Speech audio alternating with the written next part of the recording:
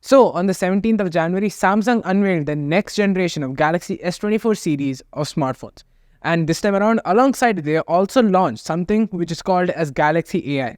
So, here is my opinion and my review of these particular products that they recently launched. So, without wasting any more time, let's get into it.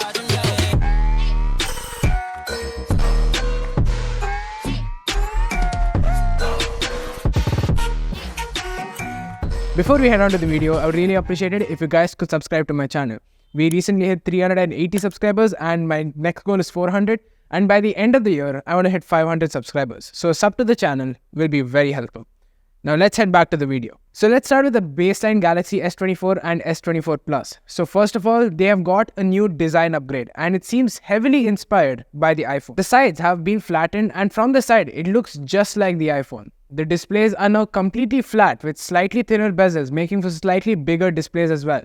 The S24 Plus now comes with the Quad HD Plus display along with 120Hz, which could only be done with the Ultra before. Apart from that, there are no major hardware changes apart from the new Qualcomm Snapdragon 8 Gen 3 SoC for Galaxy. For the first time in quite a few years, it seems as if the Qualcomm Snapdragon equivalent of Apple's current chipset is actually more powerful than Apple's SoC. The Qualcomm Snapdragon 8 Gen 3 itself seems to have a much better Antutu score than the A17 Bionic, and the Galaxy version of that particular chipset is basically an overclocked version of the regular 8 Gen 3, which means that for the first time in quite a long time, the Samsung phones will be more powerful than the Apple phones that are currently selling in the market. Now coming to the Galaxy S24 Ultra. The design has received improvements with flatter sides on the top and the bottom, but is slightly more curved on the sides, which make it slightly more comfortable in the hand. The display is also completely flat now with thin bezels, making it very neat, and I personally really like it. The display also has a max brightness of 2600 nits, making it one of the brightest displays out there.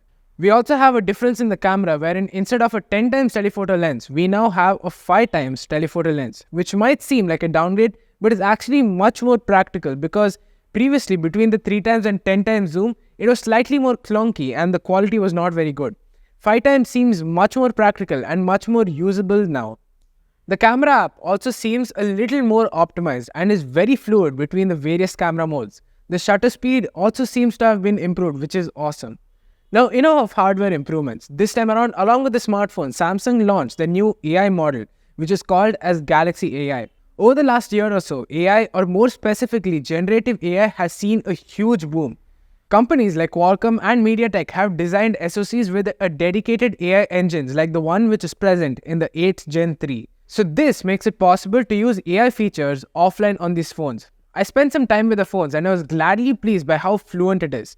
For example, I tested out the moving subject using AI feature wherein we can move the subject around in an image and it uses generative AI to fill the previously occupied space. It can be done in real time and there are quite a few of these features like in the sound recording app or in the browser as well. Overall, I was very impressed by how fluid and how spontaneously we can use AI in these new smartphones. Previously, we could use AI but it did not work as fast as it does now. 2024, in my opinion, is going to be the year for AI in smartphones. Because of these new processors that Qualcomm and MediaTek have designed and probably Apple will as well, we will be seeing lots of new AI features and I can't wait to see how smartphone companies are going to get creative with these new abilities and what new features they will be including in their smartphones. In my opinion, it's going to be an interesting year in the smartphone market. So anyways, that's been it. Thanks for watching. Don't forget to subscribe to my channel. You guys can follow me on Instagram and Twitter. I'll leave links for both those accounts in the video description. Thanks for watching. This is Techsavage and I'll see you guys in the next one.